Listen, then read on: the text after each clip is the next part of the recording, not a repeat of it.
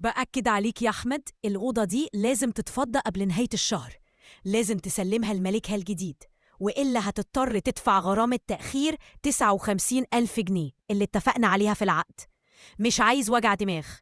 حاضر يا عصام، بكرة الصبح هيكون كل حاجة جاهزة إن شاء الله. أنا آسف على التأخير بس الظروف. ملك 34 سنة كانت واقفة ورا الباب بتسمع المكالمة دي. كل كلمة كانت بتنزل على قلبها زي الرصاص. مشكلة الإيجار والعقد دي كانت بتنسل ضغط نفسي رهيب على الجوازة اللي بقالها 7 سنين. جوازها من أحمد كان المفروض يكون ستر وحماية، بس هو دلوقتي بقى سجن من البرود العاطفي اللي ملوش آخر. أحمد راجل طيب، كل اللي في الحتة بيشهد له، لكن طيبته دي للأسف لا بتغني ولا بتسمن من جوع. هي كانت بتحس إنها عايشة مع تمثال، كل كلمة منه محسوبة، وكل لمسة لو حصلت بتكون ناقصة، كأنها واجب بيعمله عشان يخاص. هي مش عايزة مجاملات، هي عايزة تحس بوجودها، تحس إنها مرغوبة، مش مجرد قطعة أثاث في البيت. الإهمال ده عمل فجوة كبيرة جواها، فجوة ابتدت تتسع وتتملي بالوحدة والسؤال اللي ما بيسكتش: هو أنا مش كفاية؟ المشكلة دي خلتها تبص في المراية وتشوف واحدة تانية، واحدة ضاعت ملامحها وسط الروتين البارد وهموم مالينا البيت، وأهمهم دلوقتي مبلغ اللي 6,050,000 جنيه. كانت بتحس إنها بتدفع تمن برودة سنين طويلة، وده اللي خلاها تدور على أي شرارة حياة حتى لو كانت وهم. اليوم ده الجو كان كئيب زي الجو اللي ساكن في قلب ملك. أحمد دخل البيت بوشه ما يبشرش بخير، ملامحه متجمدة كالعادة. قال لها: يا ملك، اسمعي الكلام ده، ولاد عمي هيجوا يقعدوا عندنا كام يوم. دول 3: عصام وحازم وأيمن، جايين عشان مشكلة شغل كبيرة ومحتاجين مكان يقعدوا فيه في القاهرة لغاية ما يخلصوا أوراقهم. جهزي لهم العشاء وحاولي تعملي معاهم واجب كويس، دول إخواتي. ملك ابتسمت غصب عنها ابتسامة تعب مش رضا. من عيني يا أحمد، وأجيبهم على راسي. قضت اليوم كله زي الخدامة، بتجري وبتنظف وبتجهز، مش عشان الضيوف بس لكن كمان عشان تفكر. كانت بترتب الصالة وهي بتفكر في ترتيب حياتها اللي اتبعثرت. جهزت سفرة العشاء وهي بتحلم بالسفر اللي نفسها تسافره عشان تهرب من البرود ده. 150,000 جنيه كانوا زي السحابة السوداء المغطية حياتهم.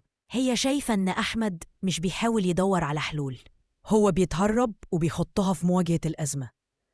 وجود الشباب ال3 الأصغر منها بأكتر من 10 سنين كان بيحرك جواها مشاعر غريبة، شعور بالحنين للوقت اللي فات، وقت ما كانت مليانة حيوية وشغف. وجودهم كسر الصمت الممل في البيت، بس في نفس الوقت زود العبء النفسي عليها. هي حاسة إنها بتجهز البيت لناس هي سبب في وجعها وهدم استقرارها.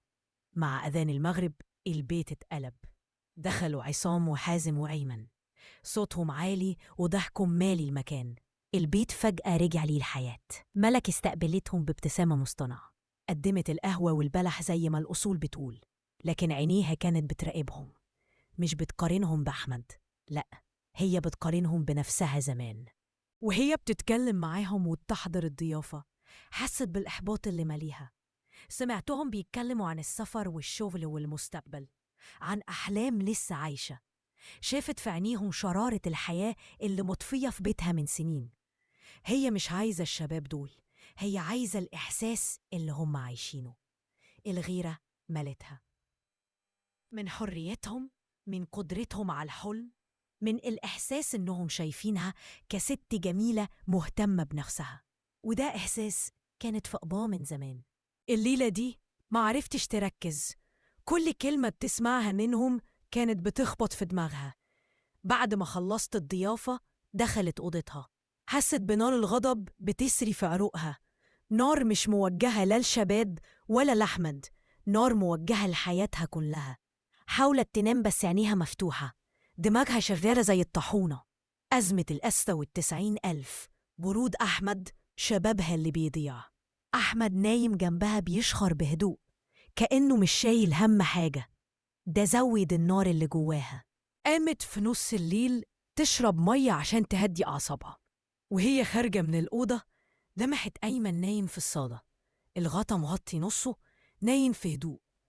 ما شافتش حاجة غير مشهد عادي، بس اللي شافته فعلا هو الفرق بين حالتها النفسية وبين الهدوء اللي حواليها. هي مش عايزة الشباب دول، هي عايزة تكسر البرود اللي جواها. اللحظة دي كانت لحظة يأس كامل. رجعت أوضها قلبها بيدق بعنف. قالت لنفسها بصوت داخلي مكسور: يا ملك الطريق ده ملوش رجعة، بس لو فضلت كده هموت من الخنقة. أنا مش هخون أحمد جسدياً، أنا عايزاه يحس بخطر.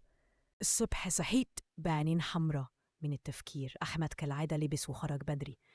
وقفت قدام المراية، عقلها بيقول اوعي تتهوري يا ملك، بس قلبها قال غير كده. لبست فستان بيتضيق بلون جذاب، رفعت شعرها، حطت عطر، ولبست كعب عالي، كل خطوة محسوبة ومسموعة.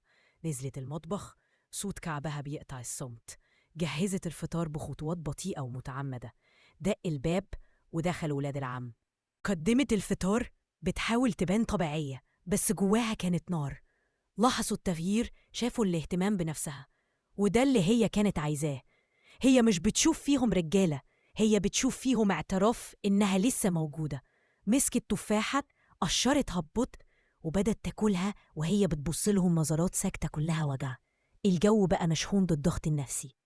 خلصوا الأكل وقالت بهدوء: اتفضلوا يا شباب، أنا هدخل أجهز شوية أوراق. دخلت أوضتها، قعدت على طرف السرير، قلبها بيدق بسرعة.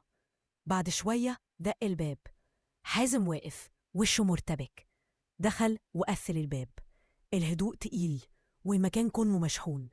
هي قالت بصوت خافت كله وجع: أنا مش عايزة أذنب يا حازم، بس أنا عايزة أتنفس. 7 سنين مدفونة بالحياة، أحمد مخليني حاسة إني ولا حاجة. أنا بعمل كده عشان أصرخ، يمكن لو شافني مهتمة بحد تاني يفتكرني. حازم قعد جنبها، وشه تحول من ارتباك لشفقة. هو شاف قد إيه هي موجوعة. كانت لحظة اعتراف بالهزيمة، مش إغراء. هي كانت بتلعب لعبة خطيرة عشان توصل رسالة، بس الرسالة وصلت غلط. وفجأة صوت دبة قوية على باب الشقة، وصوت أحمد بيزعق: يا ملك افتحي الباب، إيه اللي بيحصل هنا؟ فتح الباب وشافها قاعدة مع ابن عمه، وشاف نظرات الجيران، وسمع كلامهم. صرخ وقال: انتي طالق بالتلاتة، مش عايزة أشوف وشك تاني في بيتي. خرجت ملك من البيت مكسورة، مش من الطلاق لكن من انهيار كل اللي بنته. دلوقتي قاعدة لوحدها في أوضة ضيقة، بتدور على شغل، تحاول تبدأ من الصفر. الندم بقى ظل بيطاردها في كل مكان. كانت عايزة تحس إنها حية، لكن خسرت كل حاجة. اتعلمت إن الاهتمام ما يديش بالصدمة ولا باللعب بالنار، وإن الإهمال العاطفي في الجواز زي قنبلة موقوتة.